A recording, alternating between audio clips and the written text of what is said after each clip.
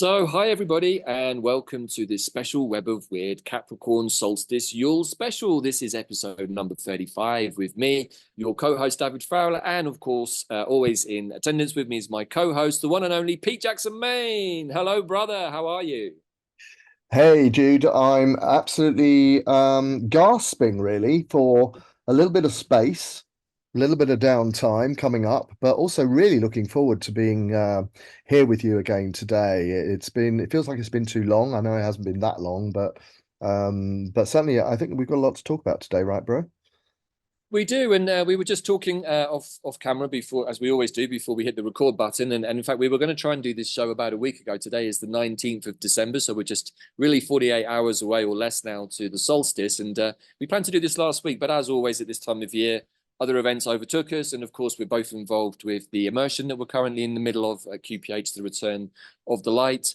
But yeah, we wanted to do something of a review, right? And obviously, we want to keep things on the light end of the spectrum. But 2023 has been something of a turd burger, I think, to coin a phrase. At various points, it's like a turd burger, but with the most amazing truffle fries on the side. It's like the fries Yeah, were great, the burger not so good much. description, bro. Yeah. Right. So we're going to try and do what we always do, which is take a slightly humorous look at some things that are perhaps not so humorous.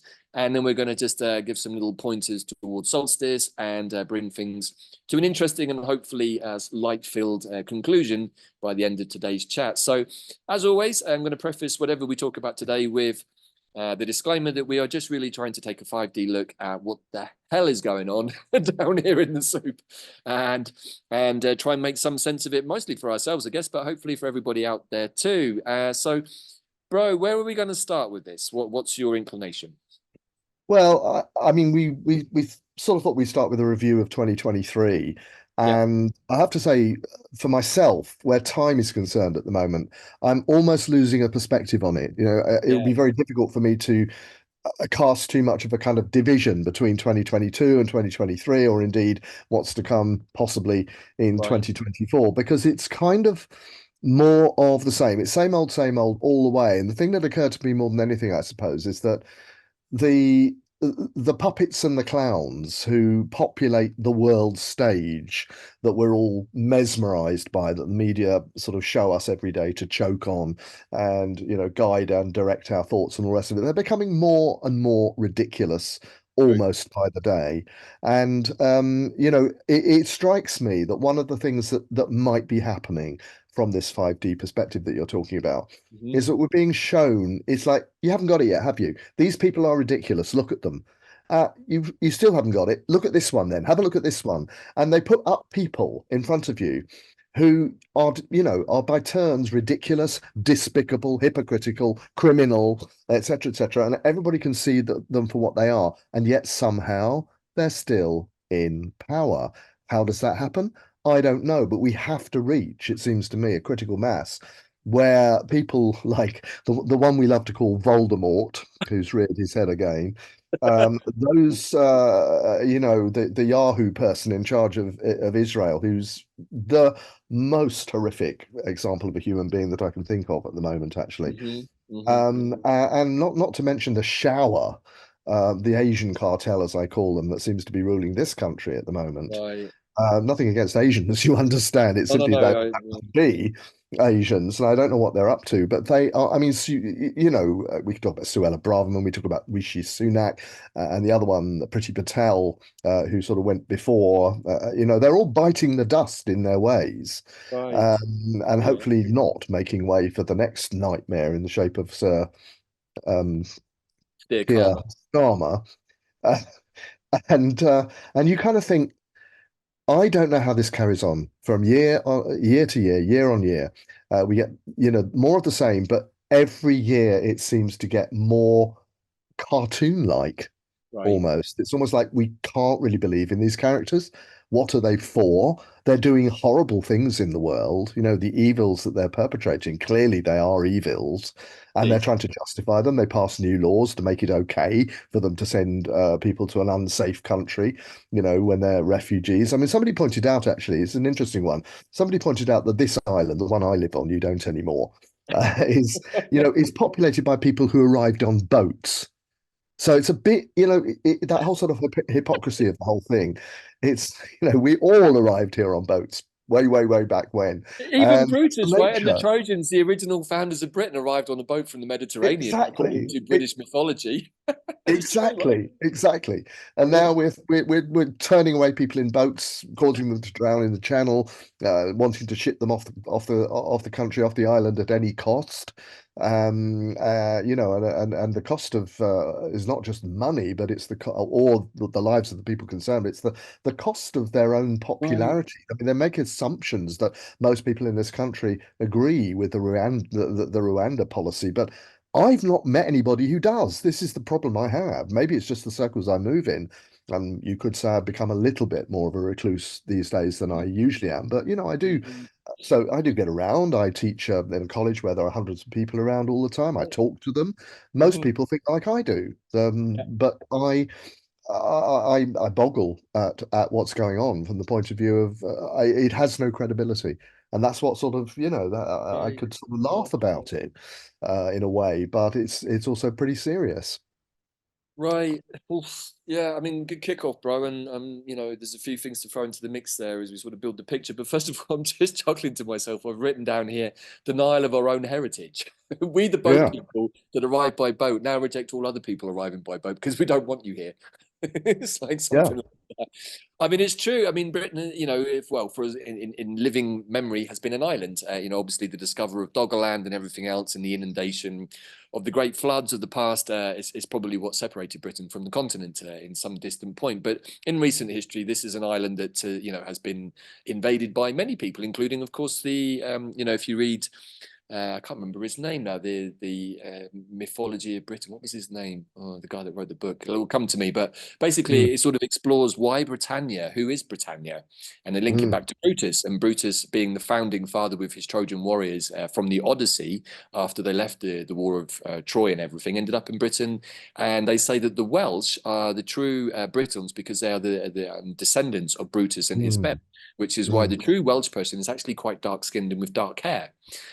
Contrary to popular belief, the red-haired and red-bearded men of Wales are actually Viking descendants. That's not actually Welsh blood, much to many Welsh people's disappointment. That we often refer to those people, the Celtic people, as being the gingers or whatever. But actually, the truth is that Yeah, those Scandinavian people and the real indigenous people of Britain are actually Mediterranean. And if you go into the Celtic history, it's understood that the Celts migrated up through the Iberian Peninsula, probably from the Mediterranean, quite possibly from Egypt, because there's a whole story about the Egyptians returning to the land of their ancestors. there Uh, is. yeah, there is, And there's some cultural connections too. There was right, a band actually that called themselves the Lost Music of Celt Arabia, right, making yeah, an absolute connection between the Celts and the Middle East, and a lot of the instruments are similar. The right, Baron drum that the Irish use is similar to the duff yeah, that's played in Arabic countries, and they right. have bagpipes. So there is Yeah. definitely a big connection there. Yeah, you're right, bro. So anyway, I've gone slightly off piece there, but you triggered that thought process with me. Yeah, So I yeah. think that when we're sort of looking at history and saying that we're this and we're that, we actually have to take a very, very backward step and say, actually, we're not really sure who British people are, but We English people don't for know. sure. When we look at, the Angle land or England is filled with people called the Angles. And where did the Angles come from? Well, a similar direction as the Jutes and the Saxons, which is the mainland continent, mostly Saxony, Bavaria, and the lowlands of what is now Holland and Belgium. So again, I think we have to keep winding back and explore our own indigenous ideas and say, well, who are we as British people? And we can say this about any country. Of course, America has similar issues, perhaps more recent in history. But I think it's worth understanding these things because then it allows us to relax a little bit into some of these ideas and say, well, actually, really and truly, we also arrived here the same way. So how does that affect my position on Mhm. this? Um, so just an alternative Well, perspective on that. But oh, absolutely. But it's part of the woke agenda too, isn't it? We don't have to right, think about that yes, anymore because we sign up to a set of values that have been imposed on us, and as long as we do that, we're all right. But actually, you mentioned America. Yes, they do have sort of the same thing in America, but there's more, I think, sort of an idea in America that specific cultures are, and very family orientated sense, are quite distinct from one another. Whereas what's happened, I mean, there is that here too. And we mentioned Asian people, and there are lots of Asians who, in a similar sense, in some parts of England, are very distinct communities, which is fine. I've nothing against that at all.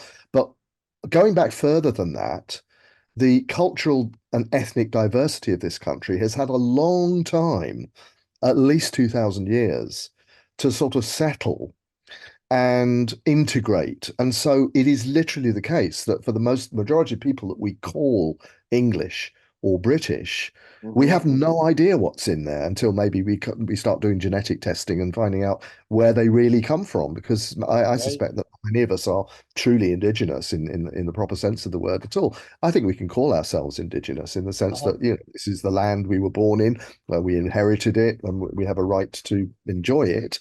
I've always held the view that anybody who comes into this country is welcome to join the party as long as they behave themselves.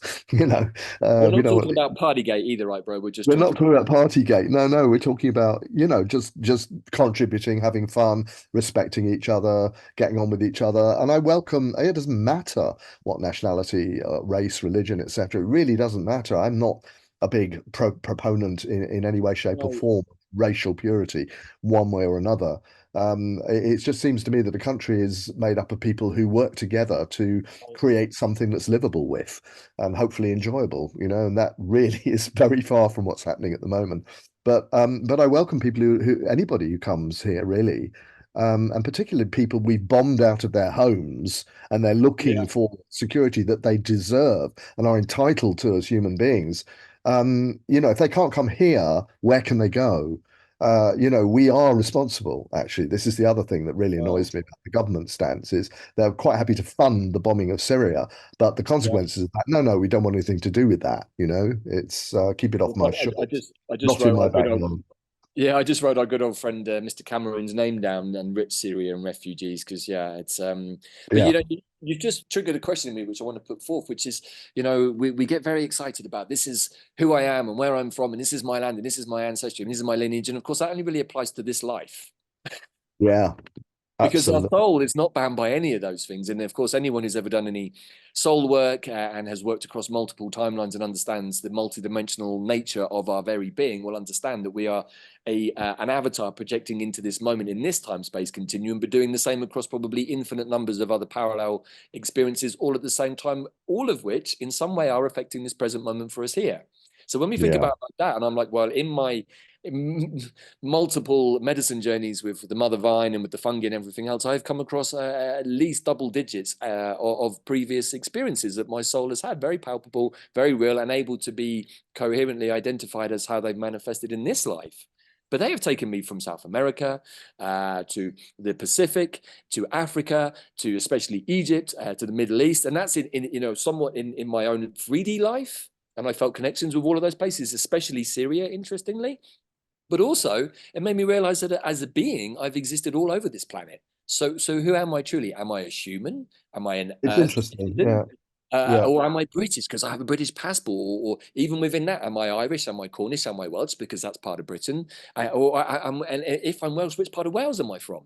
Because you think about football, for example, you have cities that are divided, like Liverpool or Manchester or Birmingham, by the tribal nature of the factions within the city, right? So we can keep yeah, drilling down and say, hey, I'm the Brummie, but I'm from the East End of Birmingham.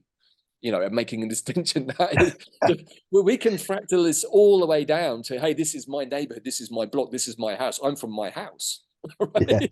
Well, yeah. I'm being silly with this, everybody, but I'm just making the point that if we Well, no, I've relax often thought away I'd from like this to religion, declare my house the Republic of 149 Sturton Street. Probably shouldn't put my address out there, but probably actually it's not, public domain anyway. But you know what I mean? It's like my little patch. That's where I'm right? king. So you are indigenous to that particular part of the world, bro. That is I your am definitely Republic of indigenous Jackson, Maine. to Sturton Street in Cambridge. Yeah.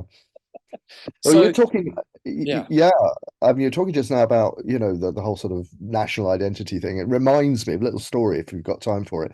yeah. Many, many years ago, about nearly 40 years ago now, actually, just sort of after my first child was born, we rocked up at Brockwood Park to witness the phenomenon that used to be Krishnamurti Mhm. giving an address, and his address on this particular day was very much concerned with the ridiculousness of identifying with our culture, with our Yeah. skin color, with our heritage, because of the very same thing. You know, we are energy essence, we are spirit, and we're having this experience, but it's temporary. And I was listening to some talk around the campfire later on that day, and I think he was a Scottish person, and that is of no relevance at all because it could have been an English or an Irish or Welsh or whatever, but Mhm. it was Scottish, and he was saying, well, that doesn't mean to say, just he says that, but it doesn't mean to say I shouldn't be proud of being Scottish. And I thought, you really haven't got it, have you? I mean, Yeah. yes, you can be proud of being Scottish, but what does that lead to? I mean, you just have to think. You Right. mentioned football. Yeah. What it means in terms of football is that, if you're English, watch out because we're on the rampage, or vice versa. The English are one of the worst when it comes to that. And it's these little narratives that I think are, and the whole sort of football narrative, particularly. Which I always found ridiculous. Not that I don't like football, I do. I've got a Uh-huh. grandson Uh-huh. who's going to probably be a significant and very talented player. Um, Congratulations. but but the sort of jingoism that Mm. goes along with it, and the brawling and the hatred and violence towards members or supporters of opposite teams. The whole thing is on that level, really, isn't it? And I think we can see that playing out all over the place at the moment. Look, I mean, the most obvious example of it, perhaps, is the Middle East, which we did Yeah. say that we would address briefly. Yeah. Yeah. Well, just before we get into that, because it's obviously going to be quite a substantial part of today's topic, I just want to actually bring in something I read in the press today, which was really interesting. A footballer by the name of James McLean plays for the Republic of Ireland, or he did. I think he's just retired. He's now just transferred to Wrexham Football Club, who are obviously the subject of a Netflix series, Welcome to Wrexham, because they're owned by Ryan Reynolds and another Hollywood star.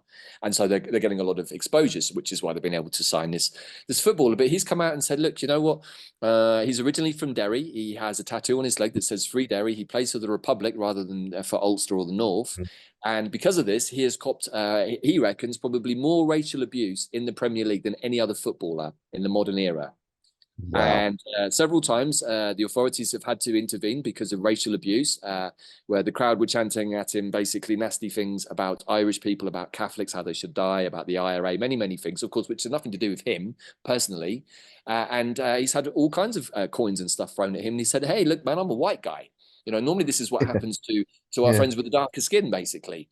And Mm, he said, because I'm Irish and because I'm white, this issue has not been addressed because we're not yeah. dealing with the same level of inequality because I'm white, basically. Yeah. Yeah.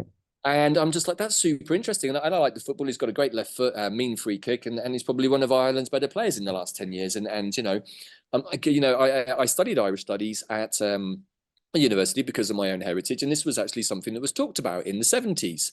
When many immigrants came across from Ireland looking for work, they would often go to cafes, no blacks and no Irish and no gays. No blacks, no dogs, no Irish. Yeah, that version also. And of course, studying all of this history, if you go into the history of New York, you have the race riots between the blacks and the Irish who were squabbling over being bottom of the pile in a rapidly evolving city as New York was, where all of the immigrants were coming in and fighting for their positions. So I think that the reason I'm throwing all of these bits and pieces in is because if we start to think about things like this, we really have to relax on some of the sort of wokeism that seeks to divide us at these levels and say, hey, we're actually all just humans, right, on the planet. And what is it that makes me from a certain place? Well, is it the land itself? Is it the terroir of being from the Highlands that makes you Scottish, or from the mountains of Wales that makes you Welsh, or from, the lowland bogs of maybe, Avalon and Glastonbury and the swamp and Mm. everything down there? Or what is it that defines you as a person? Is it your mum and dad? Is it the cultural heritage of your family? Is it your skin color? And I think that perhaps it's a much bigger question here, bro. And that's just our way of setting up really a more difficult piece to talk about, which is how this is all unfolding at the collective level right now, of course, in the situation between Israel and Palestine. Yeah. I mean, I was thinking as you said that as well, just before we get into that, but it is a nice segue actually, that Yeah. I personally am a trained a percussionist, Mhm. trained in the Egyptian music modality and Arab music generally, and I'm in demand as a player. for dancers and for other musicians. I'm playing with a group of Arab musicians at the moment, and Beautiful. we're actually pretty eclectic because we do have one Mexican guy in the group actually, Amazing. and but mainly it's Middle Eastern from Jordan, from Mm. Lebanon, from Egypt, from I don't think we've got anybody from Palestine at the moment, but I think there are one or two people knocking around. It's a very loosely associated group, but one of the things that I'm sort of faced with a lot is that I say so myself, I'm a pretty good player. And when they realize what I can do, they just cannot fathom it. They say, "You play like an Egyptian. How did you do that? How do you know how to do that?" And I say, "Well, I have been doing it 30 years." And they say, "Well, yeah, but it's more than that. You've got the feel of it. How Right. have you managed that?" Where does that And come from, right?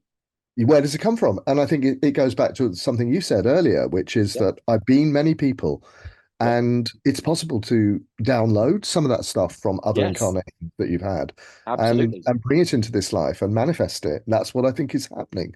I've definitely got a really, really big feeling for those people actually, and that's Hmm. kind of a difficult one too, because I don't want to be super partisan about the whole sort of Middle East conflict Yeah. at all. But I do find myself, amongst brothers, if you like, when I Yeah. frequent those people, and I don't want that to be to the exclusion of anybody else, for sure. Right. But it has been very difficult from that point of view because I know a lot of people who have been personally impacted by what's going on in Gaza.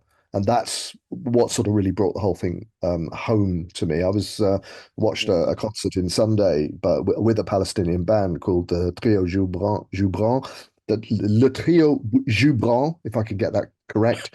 Which anybody who doesn't know them, look them up because they are absolutely superb. They're three brothers who are oud players. Oud is like a stringed instrument that's like the Yeah. lute, Yeah.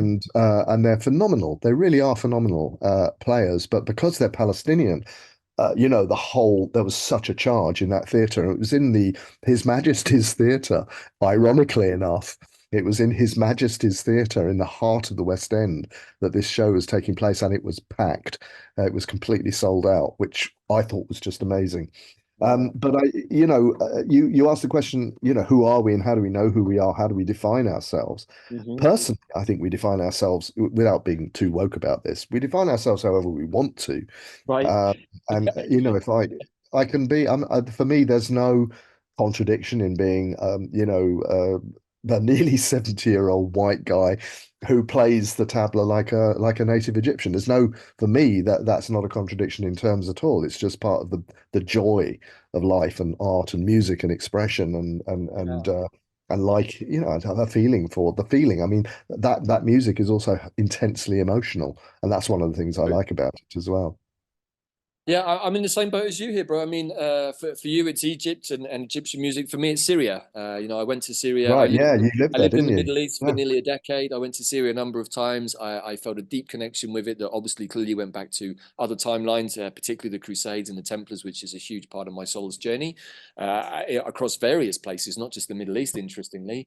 And of course, you mentioned our previous Prime Minister, another one of the various crooks that have yeah, crossed our TV screens over the last few decades, and who's reappeared now as some sort of soothsaying sage who's going to fix everything. And he's the guy that originally bombed Syria against the public's will yeah, and against the parliamentary vote, still decided to do it. And of course, what did that do? It created a whole series of refugees who eventually found their way across Turkey and the Near East and through Europe to Britain.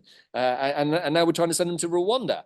And it's like, it's like, think about this from another point of view. I often used to think about this coming from an Irish background. It's like, well, why do we have terrorism?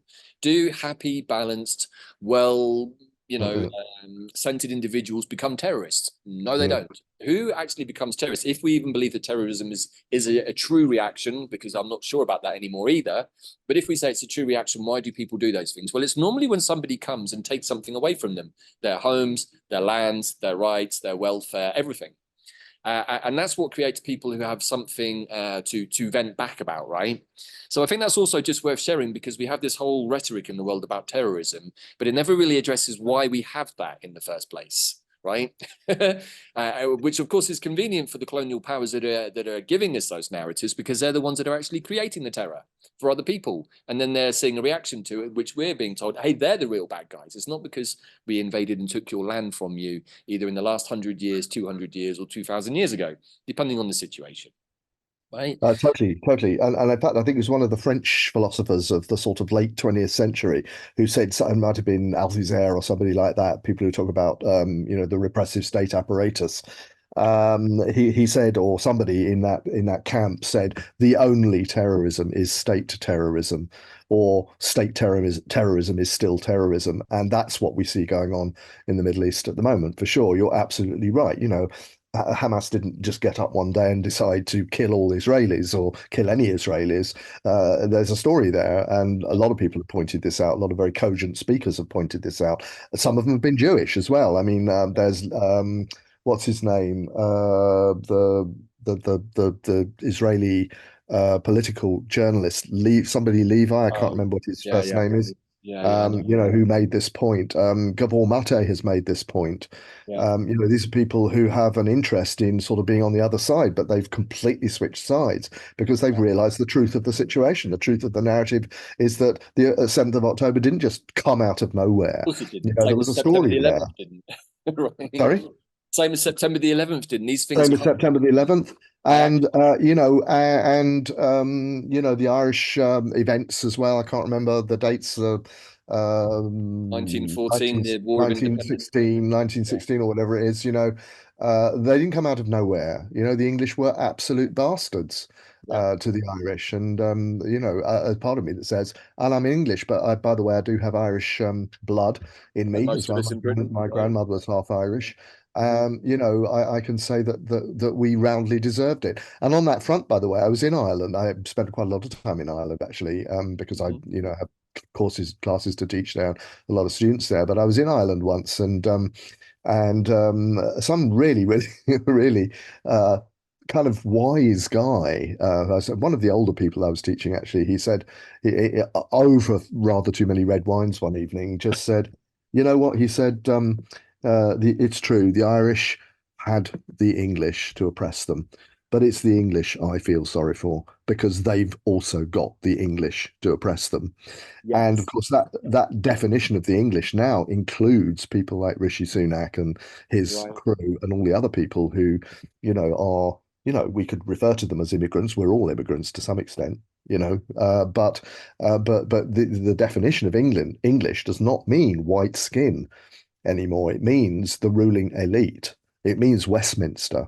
It can do. I mean, certainly if you're Scottish, they feel that way. I mean, I think we're getting into a really interesting point. Even what does it mean to be English? What does it mean to be French? What does it mean to be Mexican? What does it mean to be American? And I think these are really, really fundamental questions that we should be asking ourselves, because what does it mean to be English? I asked my dad the same question a decade ago, and he said, well, son, I think if you ask the average English person, what does it mean to be English? It probably involves last night at the proms, the royal family, and a 2-week holiday in Magaluf every year, and the Sun newspaper. And I'm like, and the Union Jack. And I was like, yeah, you're probably right, actually, Dad.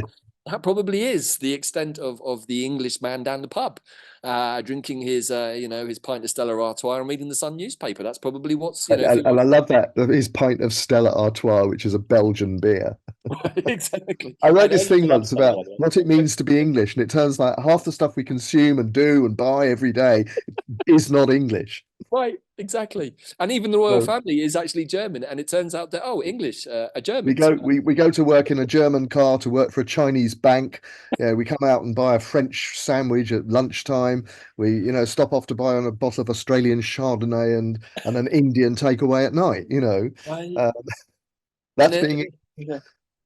So I think basically, if we're getting anywhere with this conversation, and then we're having a lot of fun with it, I think as much as anything else, it's just how absurd is all of this, right? And what's more absurd is that we stand by and watch people annihilating each other for these very principles that even we can't define about our own selves, as in me and you, bro, right? Yeah, absolutely.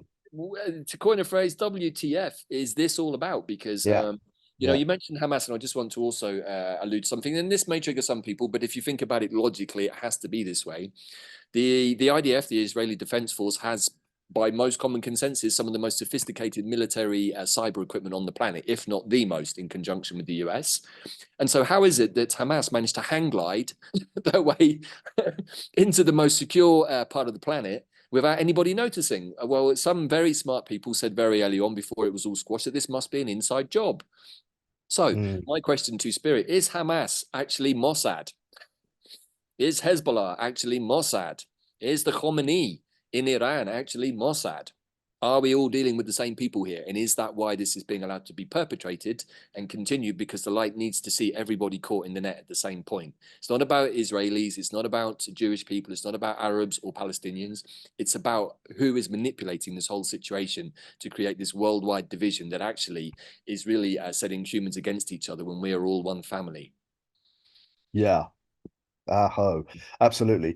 What occurs to me around that is absolutely as you say, but we were talking about how we kind of frame this from what we might call a 5D perspective. What is going on in front of it? What's the meaning of it? How can we get out of this, if you like, and take something with us that's going to change, evolve, make life on this beautiful planet much better than it currently is. And I think it's got to be along those lines, hasn't it? It's got to be that the more it goes on, the more execrable the situation becomes, the more desperate it becomes if you're actually in Gaza. But the more culpable the perpetrators seem to be. And I refer to the perpetrators, the people who are ordering the massacre that's going on there and continuing to order. I mean, in terms of revenge, how much is enough, and it's way outside that. It's way outside that scale. There is no equity. It's not a war, it's a massacre. And people have said this, and I'm saying it now. And again, it might trigger some people, but that's, I don't think you can really, you can't really argue against that because of the inequality simply on the technological front of the hardware, I think that maybe what we're getting here, what we're looking at, is the concentrated evil, if you like, of the cabal, all in one place, where it is totally obvious to the entire world looking on that this is the worst excesses of human behavior that we have possibly ever witnessed. And I include the Holocaust in that. And we're putting here human in inverted brackets, right? Because when these days, even the definition of human has become something very debatable. Well, so I'll take that. I'll take that comment for sure. But and I mentioned the Holocaust, and again, that's a trigger for a lot of people. But and I know the Holocaust was horrendous and it involved millions of people. But the question has to be, how can people who say they've come through that and want to rebuild their lives and their existence then turn around and do it to other people? And my answer to that is they can't. But something is happening. Something is happening that is directing this, as you say, from behind the scenes that we can't quite see.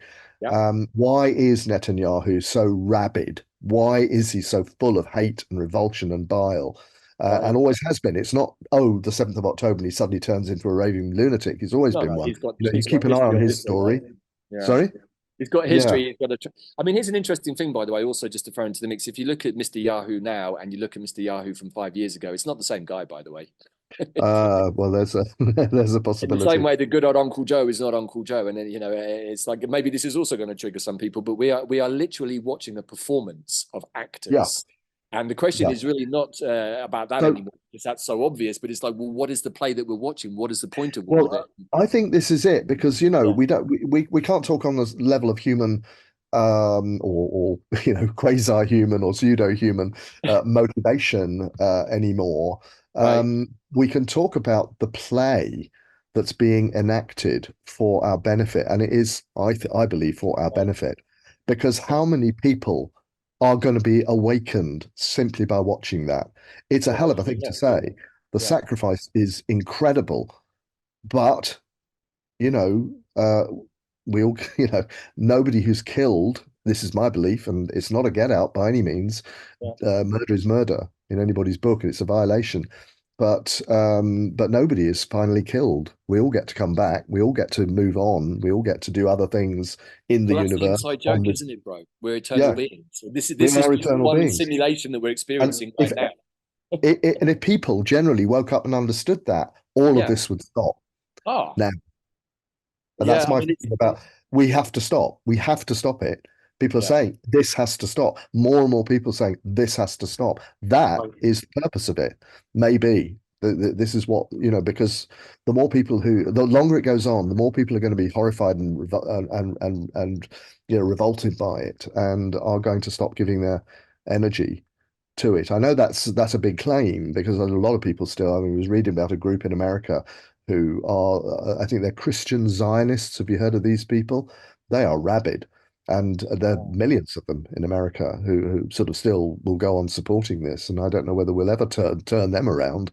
But I think a lot of people who are sitting on the fence, a lot of people who were maybe, siding with the Israeli plight yeah. are now starting to think, hang on, this thing has been mismanaged right from the start, and Well, we have to understand the position of the Palestinians and the resistance that they have tried to mount against an increasing brutal occupation, and it's been like, it's been going on for decades. I mean, I knew about this when I was a kid. yeah.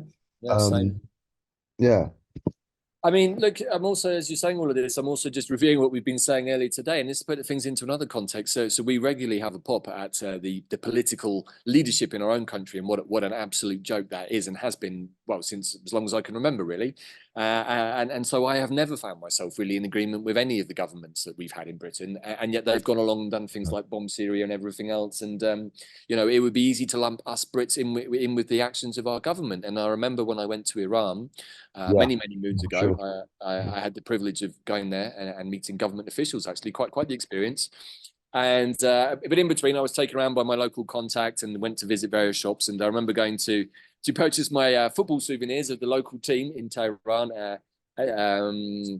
And I went into the shop, and the guy spoke English, and he said, "Hey, man, where are you from?" I said, "Oh, I'm from Britain." Hey, man, no problem with you, but hey, I don't like that Mr. Tony Blair. He's a bad man. And he said, "Hey, but don't worry, brother. It's nothing against you. I know that you are not Mr. Blair." Yeah, I was like, "Well, I think, thank you, brother. I think I'll take that one." But it brought home to me that it's easy to lump people in. Hey, you British people are all the same as Mr. Blair because you just bombed our cousins in Syria or whatever the story might be, right?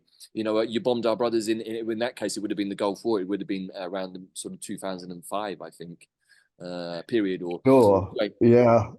so, This is we also have to make the distinction that not necessarily everybody in Israel or Palestine is supporting the action of local leaders. no. And, if you understand that most of democracy, and again, this might trigger some people, but if most of democracy is a stitch up, which is, I think, what we both believe, then Yep. who to charge? And, to throw another sort of radical idea into the equation, there's a new prime minister in Argentina that maybe some of you have already clocked. And we happened to watch his inauguration the other day. From my perspective, I looked into the guy's eyes and I thought this guy is completely unhinged, and it's probably the last thing that Argentina need right now. Because when you look into the history of Argentina, what you see is that they have a steady pattern or cycle that happens every 5 years, and has done, I think, probably since the Second World War, interestingly, is that they go into a financial meltdown. The government gets ousted, another one Mm. comes in, and they've been repeating this madcap cycle that has basically ruined the country for as long as anyone can really remember. So they bring this new guy in who looks like he's unhinged. They're calling him the Argentinian Mr. Trump. So make of that what you will. Uh, Yeah. but to my eyes, he looks a little more like a crazy version of our old friend Voldemort from the Ukraine, who, by the way, suddenly appeared stage left to introduce himself to this new president in Argentina. And I thought, what the hell is this guy doing all the way down in Argentina? And then what's even more surprising is that the only person who gets presented with a gift is Mr. Voldemort from this new president. And what does he give him? He gives him a Hanukkah candle. Whoa. And I'm like, pardon my French, but what the heck is going on with that? So then I'm like thinking, what's the connection between the Ukraine and Argentina? My first thought went immediately to the Nazis, because it's Mm. well known that post Second World War, and in fact, I've just been watching an amazing series, which probably might seem strange to most people, but a German series about the end of the Second World War and the U-boats. It's called Das Boot. It's a spin-off series from the famous 70s movie, and most of the series is about the smuggling of gold to South America on the German U-boats, so that the SS commanders and the Gestapo could all get the heck out before they knew the end was coming in Europe. So, Yeah. as Voldemort is basically having his testicles squeezed by all and sundry in NATO, Europe, and the US, and they're basically saying there's no more money, sunshine. Where does he find himself? Down in Argentina. Yeah, of Down in course. Yeah, Argentina, yeah, possibly yeah. Nazi gold.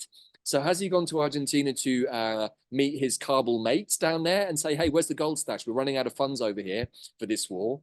So isn't that strange that we've got these sort of neo-Nazi German, even we can say, Saxon connections that seem to spread all across the world and are still very much part of the rhetoric of what's going on in the Israel situation. And then you were telling me that perhaps Voldemort even has a connection to the Zionists. So that seems like a weird situation, considering they should all be opposing each other, right? Well, this is where I think the cabal may have just sort of slipped up a bit I think so.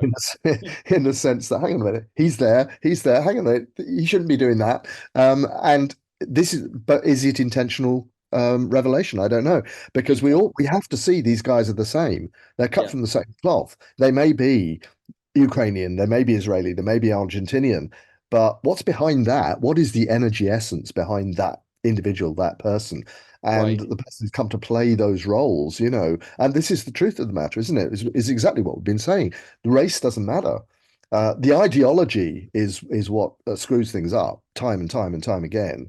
Right. It's not, and the ideology of the I mentioned Althusser, Louis Althusser, the French Yeah. political philosopher, who came up with the sort of concept of the repressive state apparatus and the repressive state ideology, which is always aimed at subjugating the masses. It's sort of post-Marxist analysis, I guess, and I sort of have a nod in that direction because I was a hardcore Marxist at one point in my political life. But it is this. The focus should not be on the people or the races or the ethnicity of people. It should be on the ideology. That's what causes wars. It's not even, people say it's religion, wars are fought in the name of religion. But there are positives and negatives about religion. I don't deal with religion personally. I stay away from it, but a lot of people do find it useful in one way or another. I know a lot of people of faith who are very well adjusted and very good people. I don't choose to go there. But it's not even about the religion, it's about the ideology. It's ideology that causes the problem. And that's a deliberate, in my view, that is a form of brainwashing that has been engaged in over probably millennia to make sure that we all sign up to certain things, believe certain things, hate the right people, love the right people, spend our money where we, it's all on that level of what are we really talking about here? Who are we really? Who are these people? And it would be lovely to be able to have a really clear vision of I think what it's coming, bro. projected at us, from I think you from put in an higher interesting, dimensions. you put in an interesting tack there, which I'm just going to, well, it's a nice segue into the last 10 minutes of the show, which is a Christmas solstice show. And we've talked about some pretty heavy stuff, but we are coming to a Yeah, conclusion, which we had already decided on before we yeah, decided yeah, to brave this one. But we're talking about the insertion here, bro, yeah. of ideologies, either through religious mechanisms, because I'm a man of faith. I'm a man of God. I believe in God. I do. Mm, I work with angelic beings. I work with the energy of the Christ consciousness. I just choose not to do it through the formalized dogmatic versions of Christianity or any other associated religions that involve mm, me having to supplicate myself to a man in the middle between me and God. He doesn't need to be there as far as I'm concerned. And again, I'm just going to look back to the Second World War and the insertion into German society of the SS Nazi ideology. It wasn't actually there. It was an insertion. And so what you get actually at the end of the war is this clash between the incumbent military, often the Navy in this particular case, clashing with this inserted military branch called the SS. Who somehow inserted themselves with the Nazi party and everything else and became the rulers. And I think that we can look across the planet and see that this is actually a fairly common pattern of insertion of ideologies, not necessarily our own, brainwashing for people to sign up to things, and then division that allows these people to continue doing what they're doing. And it doesn't matter. The arena changes, from Europe to the Middle East to America to anywhere in the world that they choose, really. And of course, we're in a moment now where even in South America they're trying to kick off a war between Guyana and Venezuela. For anyone who's been following that one, and there's been other situations in Africa. Libya is still completely in turmoil since the West intervened in the Arab Spring, of course, which was designed to bring harmony to the Middle East. Did exactly the opposite, which is actually, when we look at this modus operandi, is generally how things go. So I think that the point that we have been trying to edge our way towards here, bro, is perhaps the problem is not the humans per se, but how we are being manipulated into this place of division. Because I think the most beautiful healing thing that could happen would be for English and Irish people to say, hey, we understand it. It's not really a problem between us brothers and sisters, because we both have the blood of both of us now, because we've been integrating that much forever. And the same is probably true in the Middle East. So therefore, the problem is not my brother or my sister on the other side of the divide, because we're one and the same. But the problem is actually the people that are making us divided in the first place. And who are those people? And I think that is really, from my perspective, the 5D place that I've ended up at, looking at this situation in the Middle East, which is hugely divisive and very problematical to talk about without upsetting somebody somewhere, is that perhaps the thing that we need to see this solstice and this Christmas is an outpouring of heart energy from the whole planet towards the situation, and understanding that what is going on is not the Palestinians and it's not the Israelis, it's not Jews and not Arabs or Muslims, but is actually another force that is actually creating that situation. And those are the people that we all need to round on and say, we do not condone what you're doing, and we're not going to allow you to do it anymore. But I think the reason that we've not seen that action yet is the world has not come to that place. They're still playing the division card. And we cannot agree, which is why I think that nobody has stepped in to stop what is going on. Because my understanding was at the beginning of all of this, that the moment that Israel put a foot into Palestine with the intention to conquer it, they were going to be blown to kingdom come by all and sundry, which of course has not happened at all. So I'm like, well, why are the Arab brothers not standing up for their Palestinians? There must be a reason for this. The only reason I can conclude from a higher perspective that this is being allowed to happen, as we said right at the beginning, to show us all what is really going on here. What is the real situation, and why is it being allowed to be perpetrated under these ideological banners that we have absorbed and accepted as narratives that are part of our world, when actually they're not necessarily needing to be there? What do you think, bro? Yeah, I think that's a fairly cogent analysis. I had several thoughts as I was listening to you there, amongst which was something else we said earlier, which was, I know a lot of people got very, very upset about the whole thing, one way and the other, both sides. I see friends on Facebook, for example, who are coming at me from both sides, really, and I actually don't want to lose any friends over this. I'm not on the level of saying, well, if you support Israel, I'm no longer going to be your friend and no longer support you. It's way beyond that. For me, I stand horrified and I look on. And the thought that comes to me is this: the most cogent analyses that have come forward about this are from the Israelis, from Jewish people themselves, and they are the people who can stop it. It strikes me, because it's in the ideology that's been perpetrated is in their name. It was the political journalist Levi who said, many Jews still believe that they are the chosen people. Well, that's going to be a problem, guys. I'm sorry, but you can't be the chosen people. You can't. God doesn't work like that, and I refuse to concede my own specialness to your to what you think about yourself. But if you think you're the chosen race, then you can do anything. And I'm not saying that people really in their heart of hearts believe that, but they've been sold a story. And I think that story has to change. But the only people who can change it are the people who've adopted it. And that is the big thing for me. And it comes down, and this has happened. Israeli airmen refusing to get into the plane and go up into the air because they don't like what they're being asked to do. Wow. This has happened, and it needs to happen on a much bigger scale. There would be no wars if soldiers did not take up arms and obey their orders. There would be no wars. It's the old universal soldier situation, isn't it? If you remember the song, I think it was Donovan, wasn't it? Universal Soldier, or was it Buffy Yes. St. Marie? Buffy St. Marie. That Donovan covered it, but Yeah. but that is the situation. And Buffy is one who's and she's been in trouble, actually. I don't know whether you know the Native American singer Buffy St. Marie. Yeah. I'm talking to listeners here who was suddenly came in for a lot of flack because she wasn't really Indian, or they didn't think she was pure enough to be regarded as Indian, as American Indian, which is just, for me, it's like, come on, guys.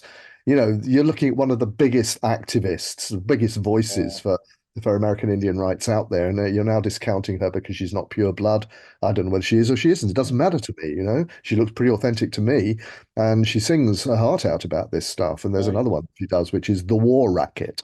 If anybody hasn't heard that, Google it and find it, because it just lays it all bare what war is all about and how we're being manipulated into doing it. It is a racket.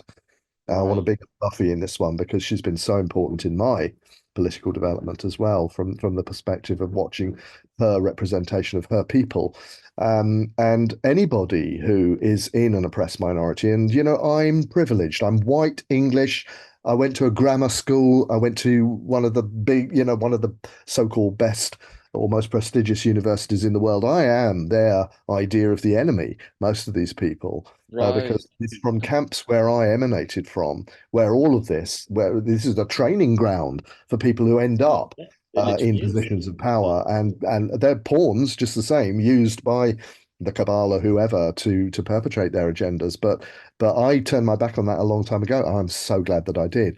And when I look around and see what's being done in my name, I'm horrified, absolutely horrified. But on to lighter things, which we Well, I just, must. yeah, as for the final I 5 minutes, think we're going to wrap up. I just want to bring some parity into the equation on this one so that it doesn't look like we're taking sides there, because I also believe, having watched the footage, is that perhaps there's an onus on the Palestinian people to say to their own leadership, we don't appreciate you using us as human shields. Because I do sense that has been going on. It was a big piece in the Ukraine that they were using the civilians, the Ukrainian military, and then pointing the finger and saying that the Russians were doing it, which clearly couldn't be true for a number of reasons. And I'm thinking that perhaps there's also an onus on the people here to say, hey, we don't appreciate the fact that you're putting all of your major bases under our hospitals.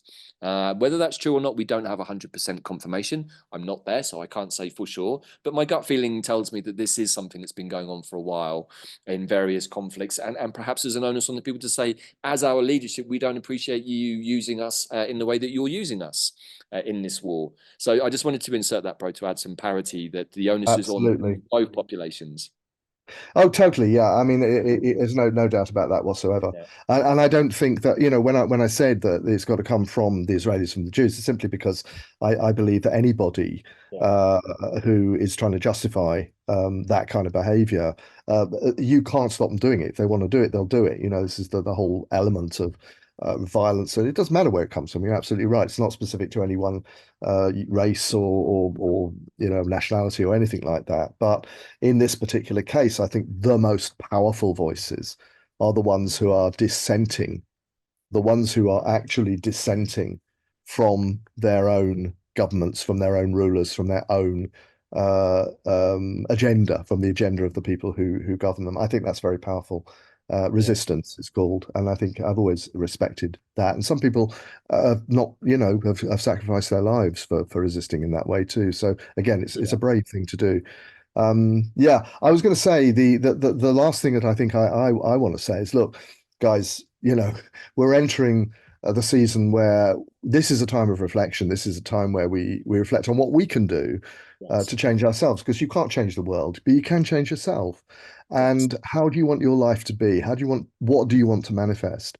That's what I'm going to be doing over the next few days. I'm going to be digging in for the solstice. I'm going to be digging in for that wonderful 4-day period from the 21st to reflect upon the past, but more importantly, to set the seeds for the future. And when the light returns on the 25th, and you had some piece about the 12 days of Christmas, which I really liked as well. Maybe you could take that one. Yeah. Then to sort of to kind of almost like set the template or the Right. container for what's going to happen over the next 12 months. I just love that idea. Yeah, so yeah, obviously we've talked for the majority of today is sort of a review. It's really just a review of a big theme, right? And the theme is, why don't we have world peace? because I think it's really in the hearts of most, and say humans, that we want to live a peaceful, calm life. We don't want war. We don't want suffering. We don't want loss of life or loss of lifestyle even, right? You know, to lose your home, to lose everything is not a great situation to be in. And many people are going to be in that situation this Christmas. So I think the point of the whole discussion up to this was, okay, this is where we're at, and why are we as a race of beings on this planet still accepting this? Right. So we understand the reasons behind it, division, everything else, possibly insertion of other forces that are not necessarily working on our behalf.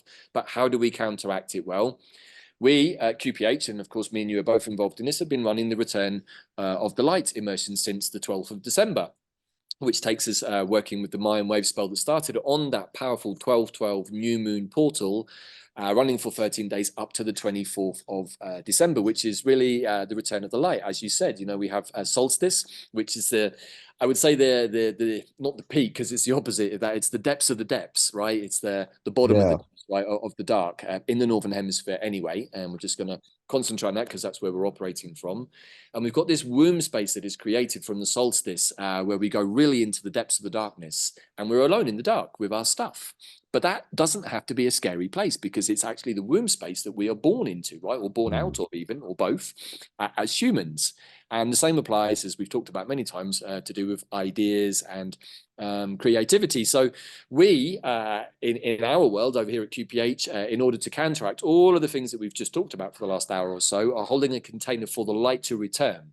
And not in some sort of flimsy, whimsical, spiritual way, but actually understanding that when the light returns on the 4th, the return of the sun, we can say, because it's the solar energy. The solar energy brings the spark of fire, because that is what we get from the sun. We get the fire energy. And why do we need that in the womb space? Because it gives the spark of energy to the air energies that we've been dreaming. The womb space is a place for dreaming, but in order for a dream and an air experience to become a more manifest earthy experience, it has to go through a process, and that starts with fire.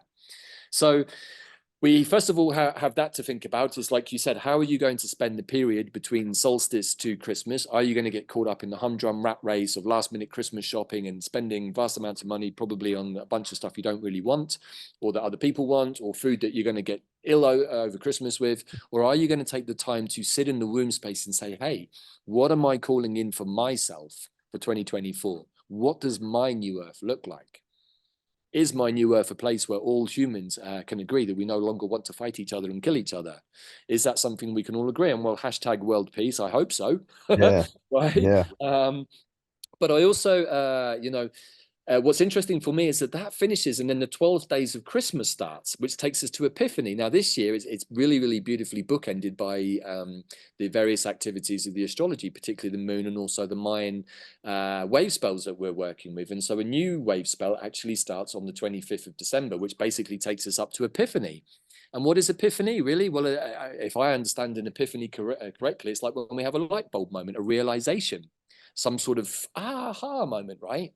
And that epiphany happens, if I'm correct, I think on the 5th of January, possibly the 6th, if I've got my numbers right. I'm sure somebody, through to the 6th of January. So if I've got my numbers wrong, please do correct me. So I'm like, that's really interesting. We have this kind of powerful descent into the depths of the void, the womb space, which is really a powerful, perhaps the most potent creation space of the whole year.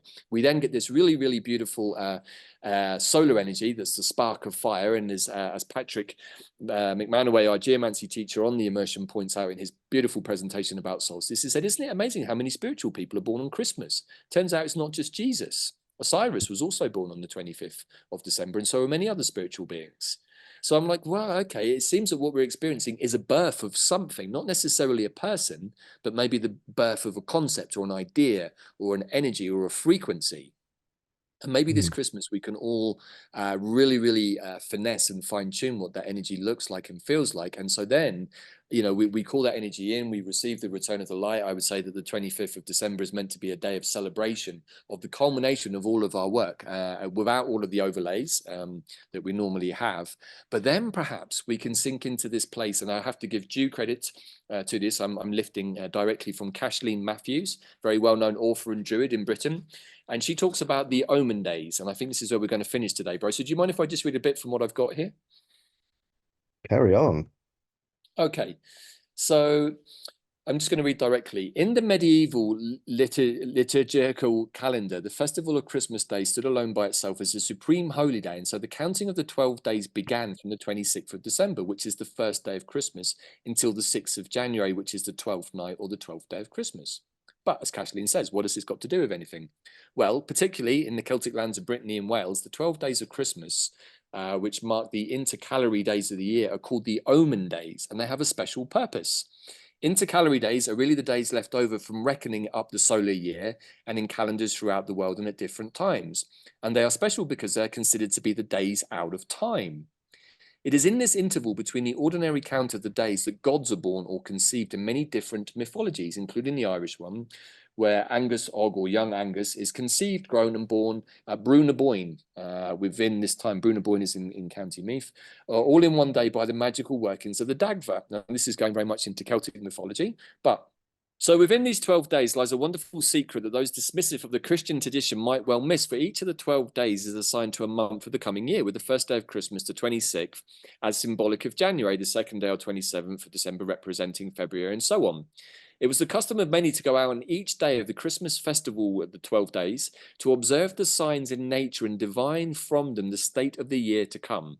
The omens experienced on each day of the omen days indicate the nature of each month in the coming year. Now, I've done this practice. It's beautiful and actually very, very profound. And of course, you know, by the time you get to the 12th day of Christmas, you're going to have to wait 12 months to see how that plays out. So I would suggest making a note of the signs. But in the same way that we work with dandelion and we talk about a lot, if you are super present, nature is always telling you everything. And any question that you wish to answer can be received from the field around you. So I really resonate with these 12 days of Christmas and how to work with them. And I give great thanks to Kathleen Matthews for bringing this through. And there is more, and perhaps I'll post a link to the article that she wrote. But as a final thought, bro, how does that sit with you, and have you engaged with this practice yourself? Well, I think it's brilliant. I mean, I was unaware of this until you sent me that link, and it's such a powerful idea. And I will personally, I will be attempting, well, more than attempting, I will be doing it. I'll be making that a practice. And I think it chimes in very well with the way that I'm thinking about. I mean, I've tried for the last few years to put myself into that kind of reflective space in the solstice around the winter solstice, because I believe that is the healthy and the well-adjusted thing to do, rather than, as you say, the usual engagement with you know, supermarkets and last-minute Christmas shopping and all of that stuff. It's much more soul nourishing to me to actually, you know, get away from all of that, to some extent go into hibernation, I guess, and go into the dream space. And I think that the message I have, that what it brings forward to me, is that you have to make space for this work. You have to make space for the spiritual work that we all need to be doing right now. Everything that's been talked about today, it's not just about ranting. It's not just about saying, oh, we wish it were different. It's about, how are we going to make it different? We're going to make it different because when enough souls are in touch with themselves and radiating that, you know, that benefit into the world, then things will change. We each have a responsibility to do that, but we need to set the time aside to do the work. I 100% agree. And so as we come to the conclusion for this kind of, I guess we could say, well, it started out as a solstice Web of Wyrd special, but I really think it's really a world peace Christmas special from Web of Wyrd, which is like, you know, we have to look at what's going on. We have to be able to analyze it from a place of neutrality, even if we have our own personal views, of which, of course, we're completely entitled to as humans, but also not to get divided with our brothers and sisters about an issue which is really not what we are being given.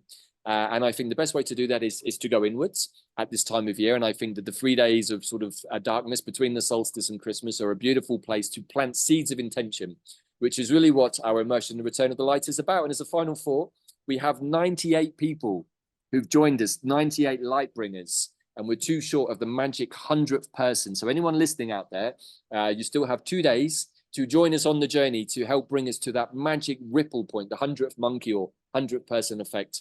So that the powerful container of light that we're holding can act as an antidote to all of the things that we've talked about. And we're encouraging everyone within our container on this journey to powerfully plant and share their seeds of intention for themselves, but also really for the collective, and for sure world peace and the removal of the manipulative forces from this world that will allow us to feel true happiness is really one of my big prayers for the year. So what's yours, bro? What are you going to put into that? I can't better that. I've already said what I think, but I'm just going to say, hold that thought, people.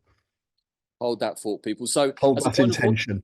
hold that intention. So if you do feel that you would like to be part of a group container, you can still catch up on all of the material. Put the links for that in the show notes. But will you be the 100th person to help us put that powerful ripple of peace, world peace, and harmony and individual happiness And into the collective? I'd just like to say also thanks for your work on this, bro, because I mean you do set the containers very well, very expertly in these matters, and I think it's Thank a you, bro. superb opportunity for people to actually join with this work. So Bless you. And of course, we big did a up to wonderful. you. We did it. Thank you, Brian. And also to my partner Bella, of course, who helps hold the Of containers course, to with Bella as me. well. Yeah. And to you, bro. I mean, I've had the wonderful pleasure of being your friend and colleague for quite a number of years now and doing Web of Wyrd with you. And this is episode number 35. That's pretty impressive, I think. And of course, we do all of the plant deep dives during the immersions. And I want to thank you, bro, from the bottom of my heart for all that you've taught me over the last couple of years, because I really have learned a lot. And Well, I loved what we did about mistletoe, this year. yeah, it's been my pleasure. And be careful, bro, because this is beginning to look like a bromance. Hey, we don't do it too often, but it's Christmas, bro. So No, we can give you. it's good to be appreciative, and Yeah. I appreciate you, bro. Yeah. I appreciate you too, bro. And without getting too weirded out by all of that, thank you for everything. But also, thank you to all of our audience. Thank you for the continued support with Web of Wyrd. We love all of you, guys and gals out there too, especially those of you that always comment positively about what we try to do here. We know that we run a little bit of risk of upsetting people sometimes, but I know that genuinely from both of our hearts, that's not our intention. And we're just trying to make the world a better place by looking at it objectively from a more neutral perspective. So however you enjoy your Christmas, your Yule, your 12 days, perhaps we've shared something today that will inspire you to take a little extra step or look at things in a new way. And by all means, if you do decide to do the Omen days, please do share them in the Web of Wyrd comments, because I think it's a very powerful way to connect us into something that's beyond the physical realms for the rest of the year. So who knows what 2024 is going to be like, but I think as long as we remain pure in our hearts connect us to our higher selves, which connects us to our divinity, we can't go too far wrong. And whatever else is going on for the world at large, I invite each and every one of our listeners to hold a space of light with these final moments of this year 2023, which has been a roller coaster, I think, for pretty much all and sundry. But we can finish on a high note, bro, and that's where I wish to leave today. So, any final comment, bro? No, aho, as usual. Aho, as You usual. nailed it. Yeah. Thank you, everybody. Thank you, bro. We will see you all again very soon for another edition of Web of Wyrd, probably on the other side of Christmas. And in between, have yourself a good time. Enjoy this celebratory period, but also remember really what it's all about. Don't get too distracted. And as Pete suggested, maybe take a little bit of time out for yourself and set yourself for what's coming next. Thank you, everybody. We'll see you all again very soon. Ciao for now.